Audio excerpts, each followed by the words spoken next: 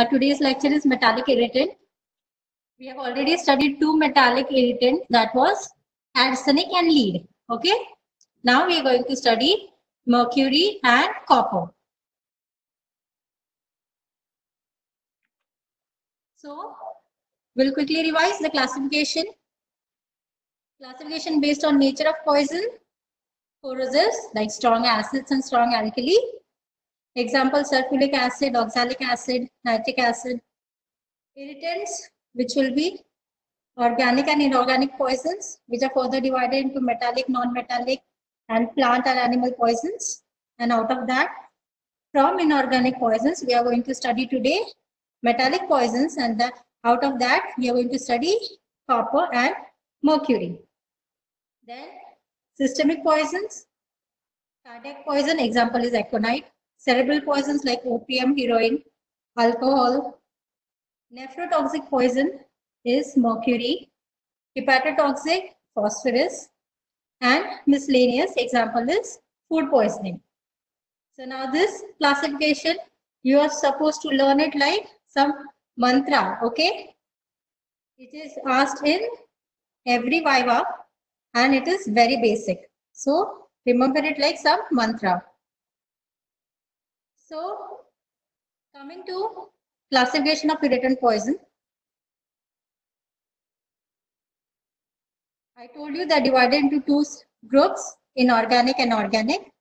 Inorganic are further divided into metallic and non-metallic.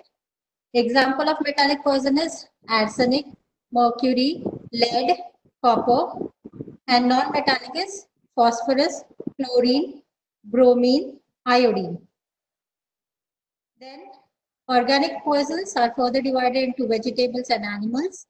Example of vegetables is croton, Abrus precatarius, capsicum, ergot.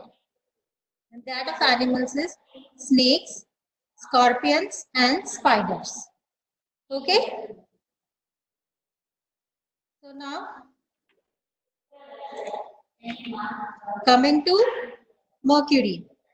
It is a metallic irritant poison. The class of poison is metallic irritant poison. Just a second.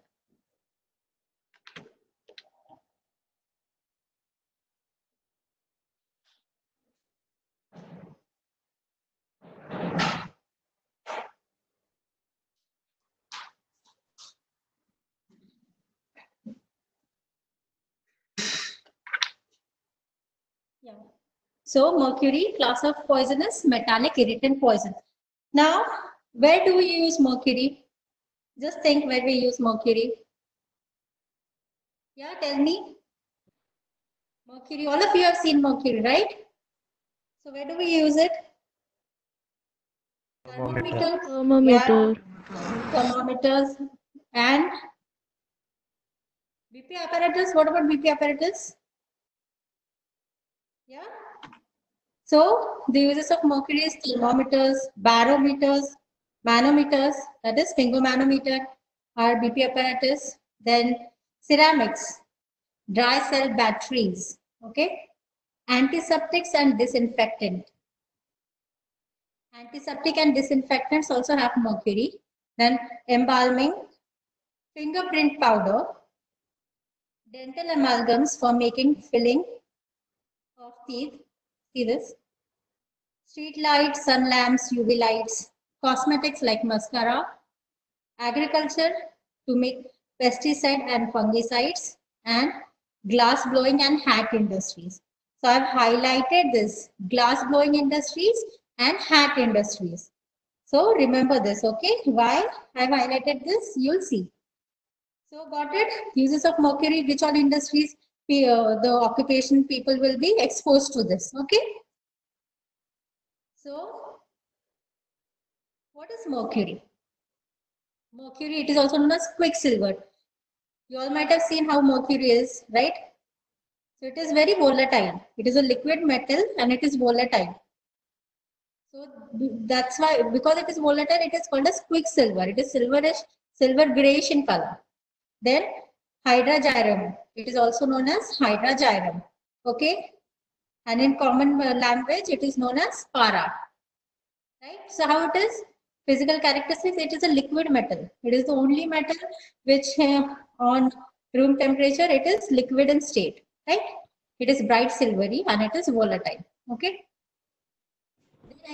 Mercury exists in three forms.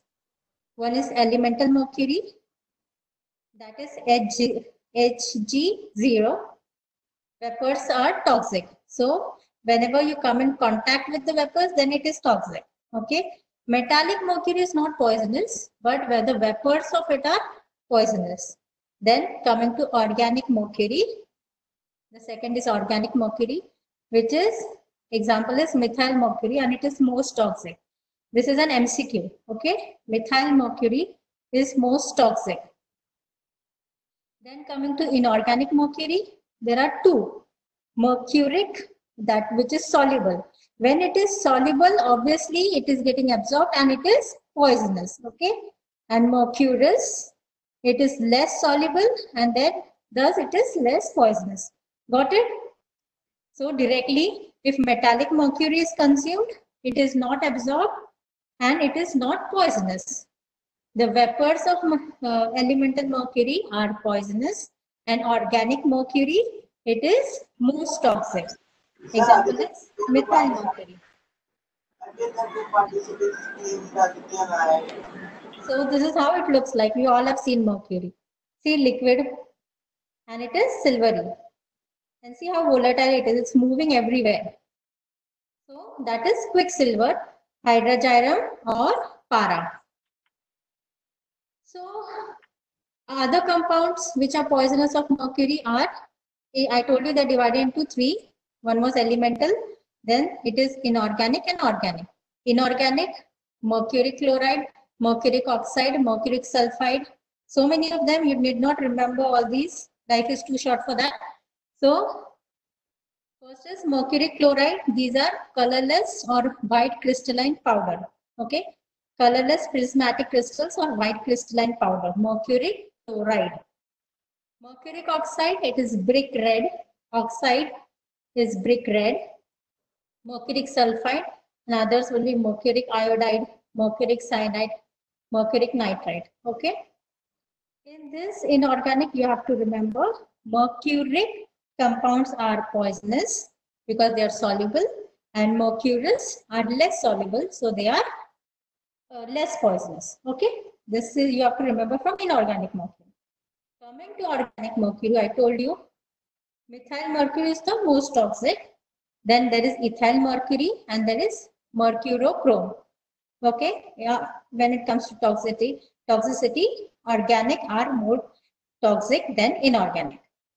Clear? You all be able to understand. You all be able to write the MCQs correctly. Now, coming to, this is how crystalline mercury chloride looks like. Mercuric oxide, brick red in color. Okay, and mercuric sulfides. These all are poisonous compounds. So now what happens to mercury when it goes inside your body?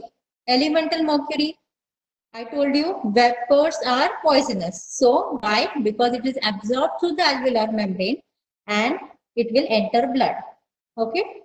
Vapors are poisonous because they are going to get absorbed from the alveolar membrane and they are going to enter the blood. The other salts, the other compounds which we saw, they are going to get absorbed from skin, GIT mucosa, vaginal mucosa, and bladder. Now see, it is getting absorbed from the vaginal mucosa also. So it can be a abortifacient poison, right?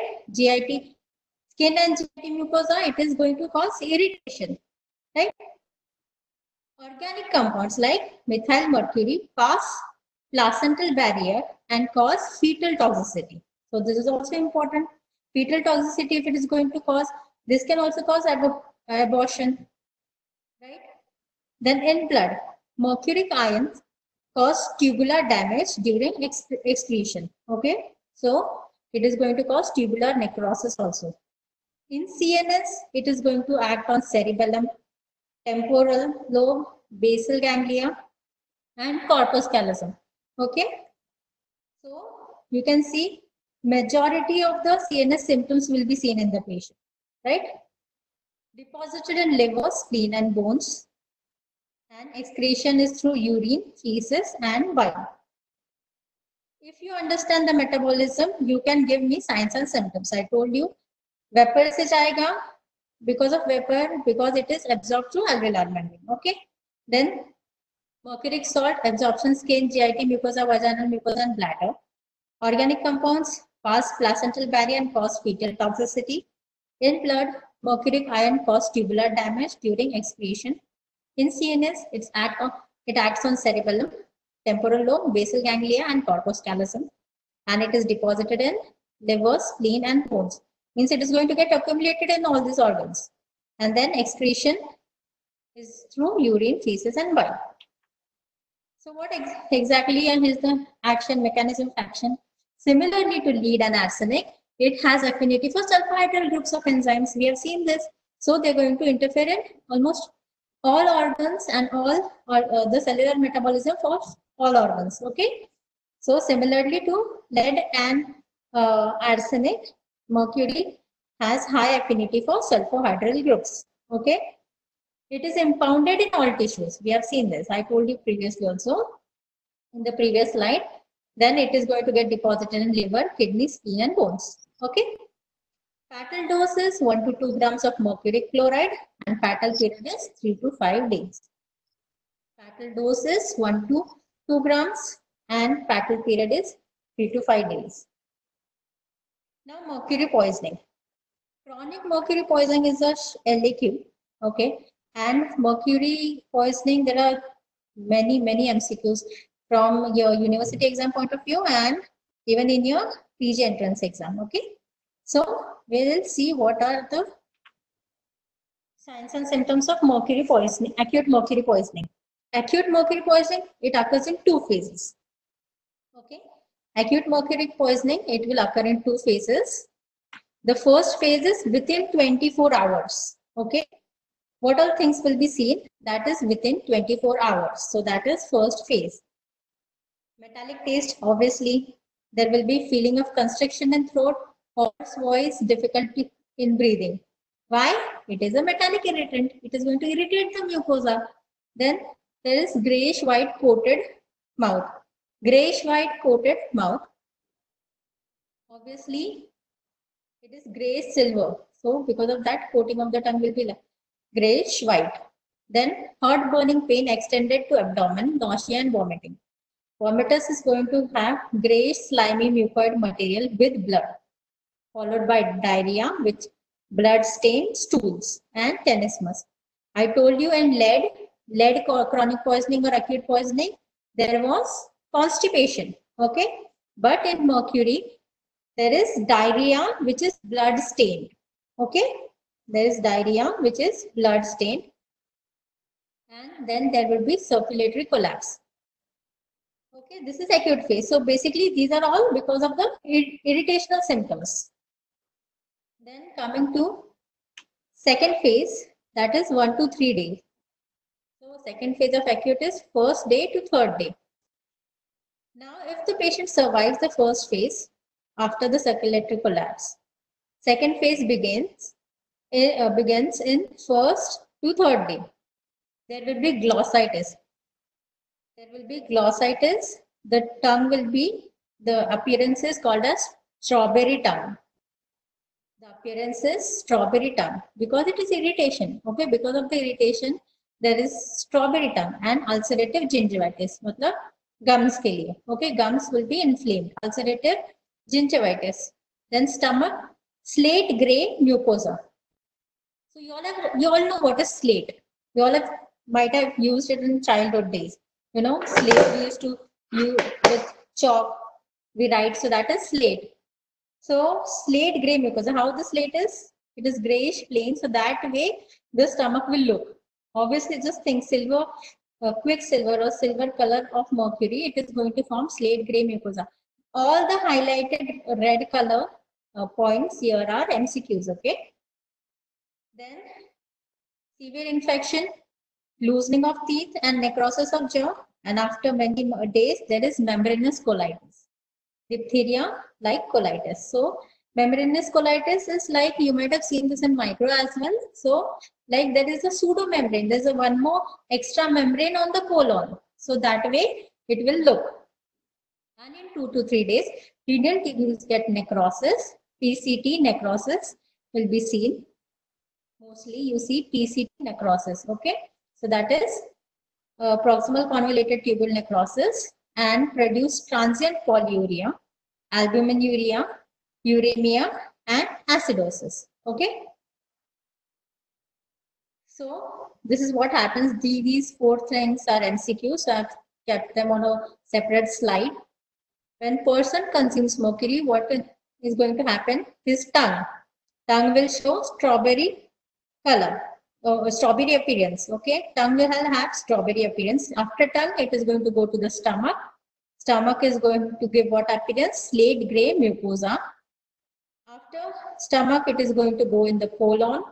There you will find diphtheria in like colitis, diphtheria and colitis.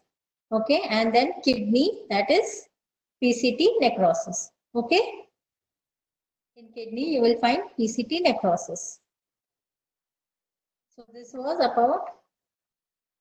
So see, this is strawberry tongue. Can you see this?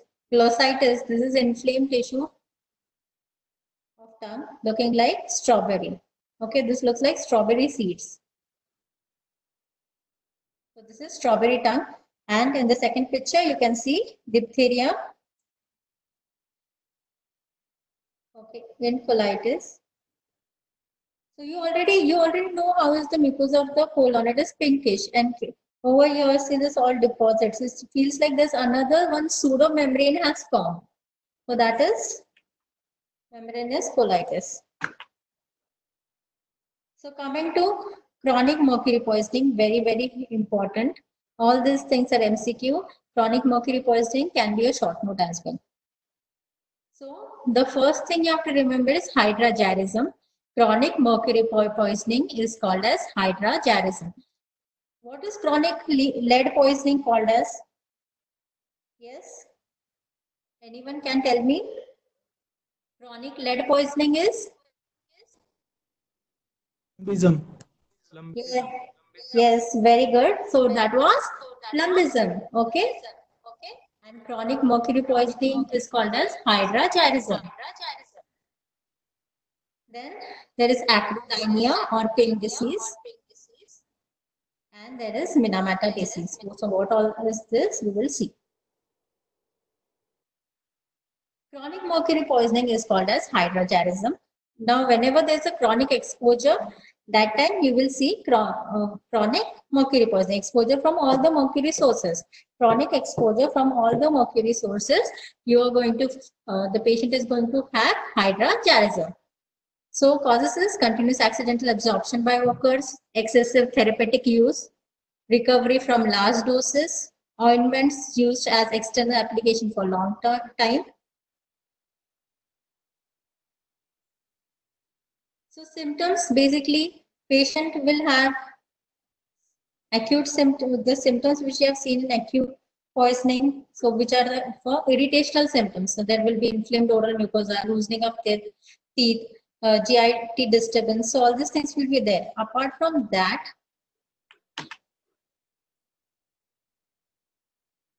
hydrargyrism has Danbury tremors. Danbury tremors, what are these? These are tremors, they are first in hand. Okay, so the patient will have tremors in hand first, then they're going to progress to the lip and tongue, and they're finally going to involve all arms and legs. Okay, so these are Danbury tremors. This is MCQ. Then there is Mercuria lentis. From lentis word we understand we are talking about lens. Okay, lens of eye, right? Mercuria means mercury. So what will happen when mercury vapors will be deposited in the anterior lens capsule? Okay, Mercuria lentis is mercury vapor will deposit in the anterior lens capsule, and they will form brownish deposit of mercury. So that is Mercuria lentis. So MCQ here is, first of all, they will say chronic mercury poisoning, which is the feature of chronic mercury poisoning. Option could be mercurial lentis, or they can ask the place where it is deposited. Okay, the site of deposition is anterior lens capsule. So you have to remember that.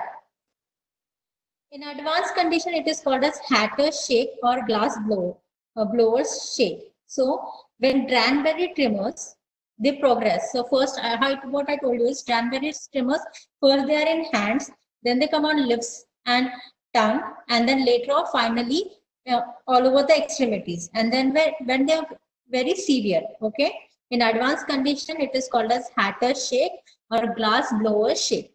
So now you understand why I highlighted in the uses of mercury, I highlighted glass blowers and hats, hat making industries, because the terminology hat shake or hatter shake or glass blower shake. Okay, so these terminologies, these things are seen mostly in people who are glass blowers or who work in hat industries. Okay, then mercurial erethism. Mercurial erethism is psychological effect of mercury toxicity. So, because of mercury, I told you CNS symptoms will be more severe here. So, psychological effect will include anxiety, depression, delusion, hallucination, melancholia, or manic depressive psychosis. Okay. So, the patient will be sad. Okay. He's going to be really depressed. Melancholia means the patient is depressed. No matter what, he is never happy. So, he is going to have manic depressive psychosis, which is also known as mad hatters. Because hatters, again, because mercury is used in making hats. So, got it? All these things, Danbury tremors, which are going to progress to Hatter's shake or glass blower shakes, and mercurial erethism, and then mercurial lentis. Mercurial erethism is also known as Mad Hatter. So these all are MCQs again. So this is melancholic. See, she's so no matter what, crying. So this is Mad Hatters. Mercurial erethism.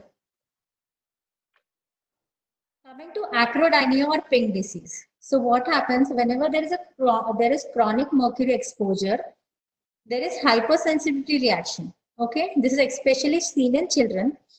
Because of chronic mercury exposure, there is hypersensitivity reaction, and which causes irritation of hands and feet. Okay, which is going to cause irritation of hand and feet, because of which there will be itching. Okay, there's always irritation, there is itching, and because of that, the desquamatization of skin is going to happen. Means the skin will peel off. So now there is a constant itching, and you are constantly the skin is going to come out. So what will happen? The surface will be, there would be it would be inflamed. There would be swelling, right? So because of intense peeling of skin, because there is inflammation, there is swelling, it is going to look pink. Right? Getting my point? Because of chronic mercury exposure, especially in children, there is hypersensitivity reaction, due to which there is itching of the skin. Okay, especially of hands and feet. So because of that itching, constantly is scratching it, the skin is coming out. So the surface is going to look very inflamed. Okay, and it is going to be painful also. So because it is inflamed and painful, it is called as pink disease, right? So acrodynia or pink disease, it is caused by chronic mercury exposure in any form, especially in children.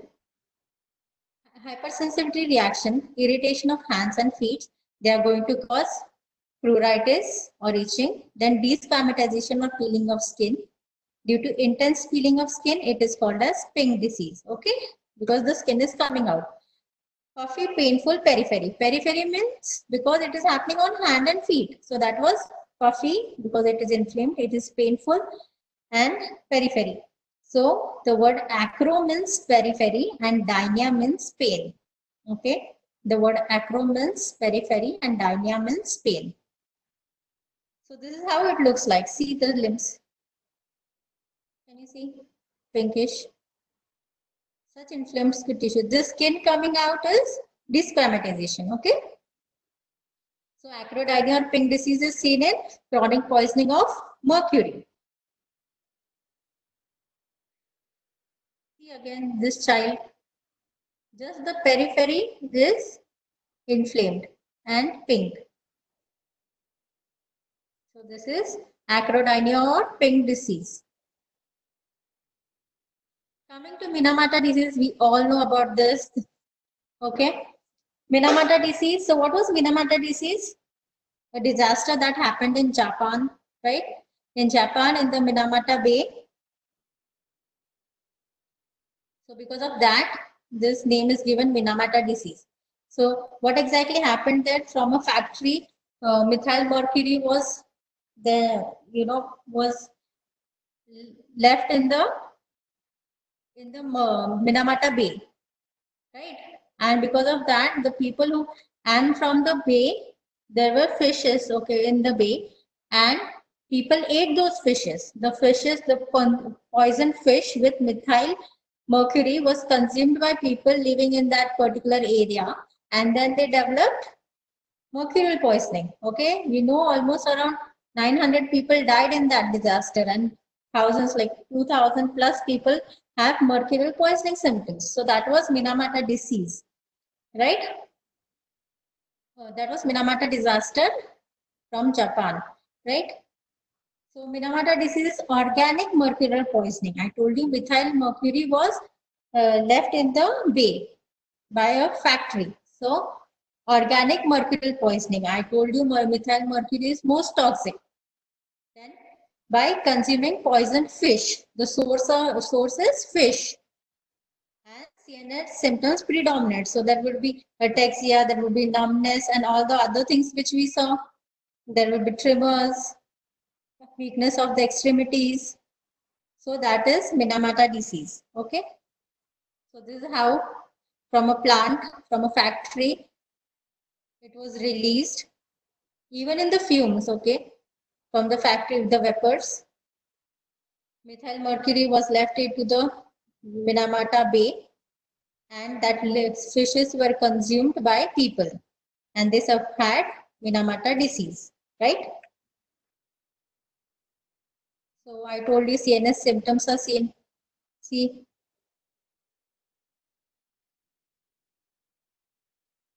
coming to treatment of mercury poisoning. So before treatment, I want to give you this mnemonic of hydrogyrism. So I told you will find slate gray mucosa in the stomach. Okay, so mnemonic is slate gray mucosa only. So S stands for strawberry tongue. L for lentis mercuria. A for acrodynia. T for tremors. E for erythism. Gray, so G only we are going to take here. That is glass blower shake or Hatter's shake. And mucosa, only M we are going to take. That is Minamata disease. Okay. So it's a easy mnemonic. Hydrargyrism. If you remember, there is slate gray mucosa. You know all the symptoms also. S for strawberry tongue. L for lentis mercuria. A for acrodynia. T for tremors. E for erythism. G for glass blower shake or Hatter's shake. M for Minamata disease. Just write this down. It's easy to remember. So like entire chronic poisoning you can remember by just remembering this mnemonic.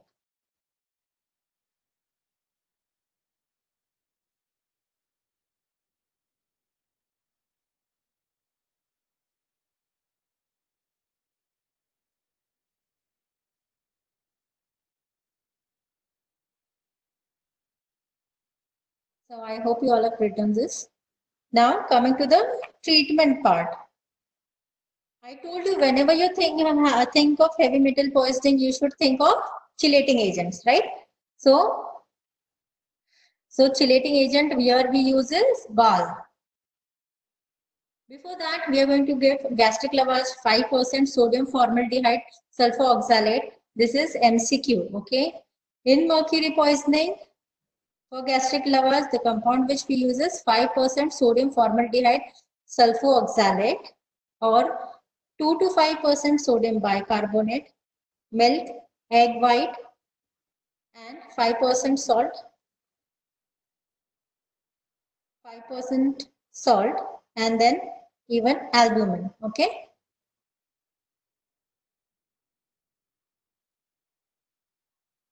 This is a mistake here. Egg white and albumin, okay? This 5% salt was wrong. So, okay, just discard this. That is 5, this, remember the gastric lavage, 5% sodium formaldehyde, formaldehyde sulfooxalate, or 2 to 5% sodium bicarbonate, milk, egg white, or albumin, okay? So that is for gastric lavage.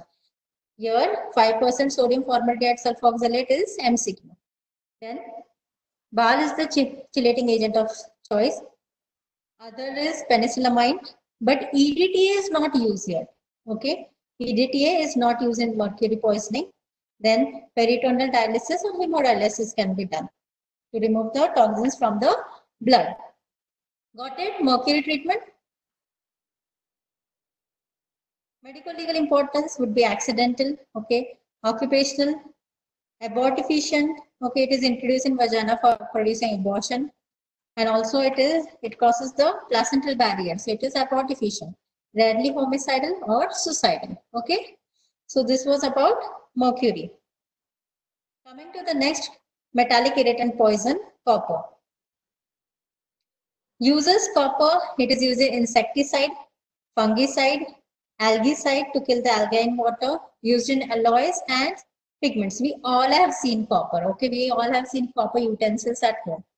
We have seen it is used in light wiring also electrical wirings. So these are some uses. I told you utensils, coins. In olden days, coins were also made up of copper, some jewelry, electrical wiring, okay, nails, and insecticides, pesticides, okay. So spraying. I have just remember I have typically mentioned here vineyards, okay. I have mentioned a picture of vineyards. Remember that in copper. Just remember this entire slide, that copper, everything copper around copper, and there is a picture of vineyards, right? Now, why is that? We will see. Copper is a metal, you all know, and metal is itself not poisonous. Copper as a metal is not poisonous. Poisonous compounds are there. That is copper sulfate, which is also called as blue vitriol. MCQ, blue vitriol is copper sulfate. Oil of vitriol is sulfuric acid. Copper sulfate is blue vitriol and oil of vitriol is sulfuric acid. So copper sulfate, it is blue vitriol because it is blue crystals, okay. Copper subacetate, it is bluish green masses or powder. It is bluish green. Copper acetoarsenate, copper carbonate are other poisonous compounds. So see, copper sulfate, it is bluish. It is so beautiful. So bluish, and it is called as blue vitriol. Copper sulfate is called as blue vitriol. Copper acetate, it is bluish green. Okay. Can you see it is little greenish also? Just a minute. Okay, we'll continue. Copper subacetate, it is greenish comparatively. See these coins. You might have seen such old coins, you know, which are there is rust here. So that is copper subacetate. Fatal dose of copper sulfate is 30 grams and that of subacetate is 15 grams. Fatal period is 1 to 3 days. Absorption, normally copper is present in body, and that there are in two forms, that is albumin, either it's bound to albumin or it is bound to ceruloplasmin, which is a copper enzyme, okay. So ceruloplasmin, absorption in copper poisoning will be from skin, GIT, lung, and mucous membrane. So mucous membrane, lungs also, GIT and skin. So now it is getting absorbed in lung also, so respiratory system is involved. GIT, so all the GIT system is involved. So typically poisoning will occur in all these cases. Okay, and even in the mucous membrane. Excretion is through bile, traces will be found in saliva and milk. Copper poisoning is again of two types, acute and chronic. Acute copper poisoning symptoms will occur in 15 to 30 minutes. Then it is an irritant. It is metal, so there will be metallic taste. Because of irritation, I told you it is absorbed from the mucosa also. So there is increased salivation, burning, pain, cloaky abdominal pain. I told you in last lecture, cloaky pain is sudden abrupt pain, severe pain in abdomen which will disappear suddenly. Okay. Then thirst is there, nausea, repeated vomiting. Vomiters will be blue or green in color. Diarrhea, but it is not bloody diarrhea. Okay. In lead poisoning, there was constipation. In mercury poisoning, there was diarrhea, but that was not bloody. In copper poisoning, there is diarrhea, which is not bloody. Okay. In mercury poisoning, diarrhea was bloody. In copper poisoning, diarrhea is not bloody. And in arsenic poisoning, what was that? Arsenic poisoning, it used to mimic cholera. So rice water is stools. Okay, so that is the difference here. Inky urine, like inky urine is bluish urine can be there. Oliguria, hematuria, albuminuria or uremia. It is affecting the kidneys. So there would be inky urine, oliguria, hematuria, albuminuria and uremia. Jaundice, cramps of legs or leg spasm and convulsions. So basically in acute poisoning, all the irritation symptoms will be there.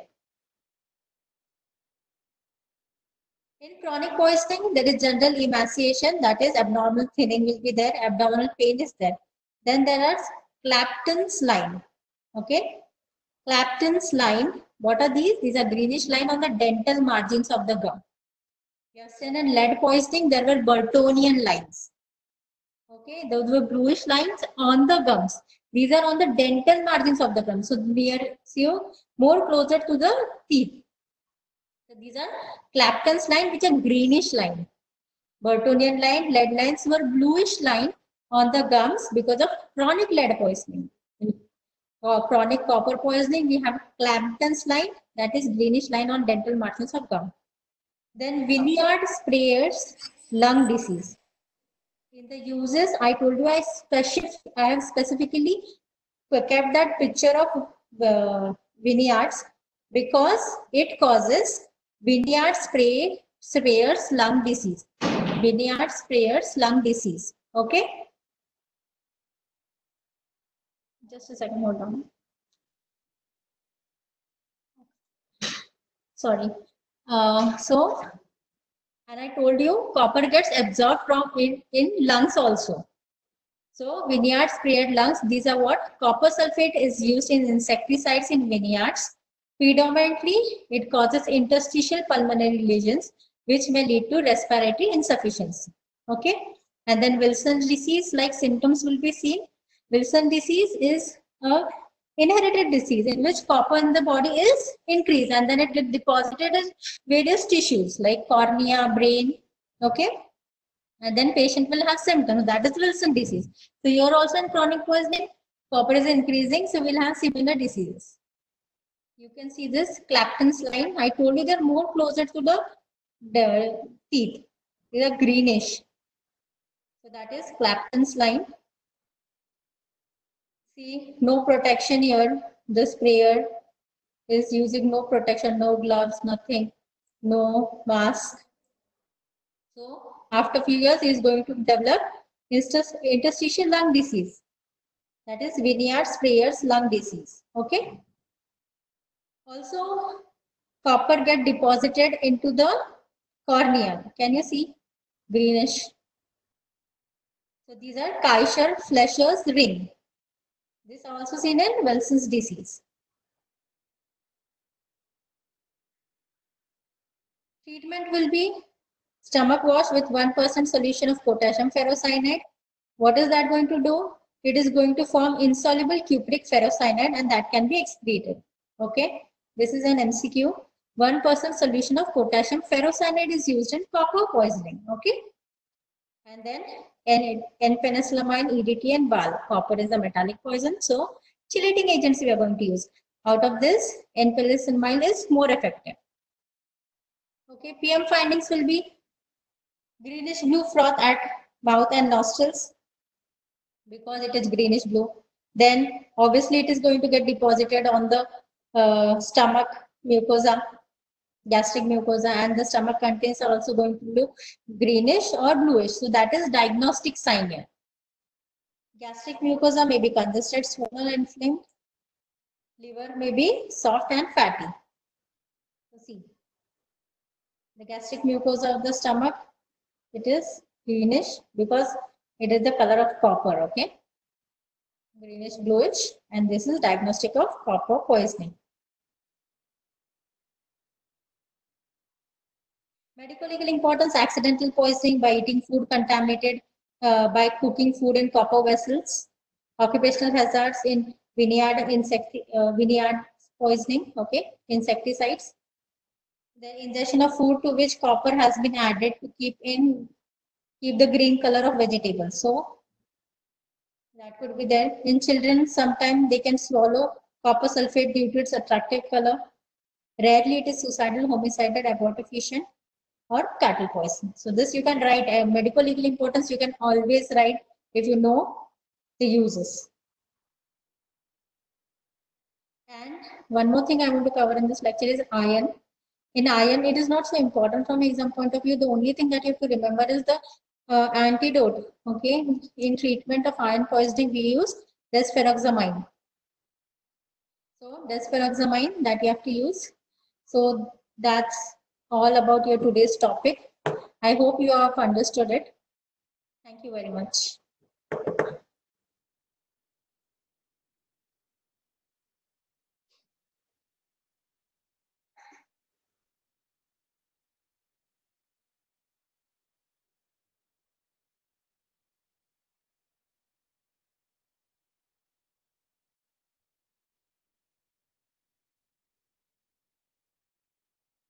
Thank you, ma'am.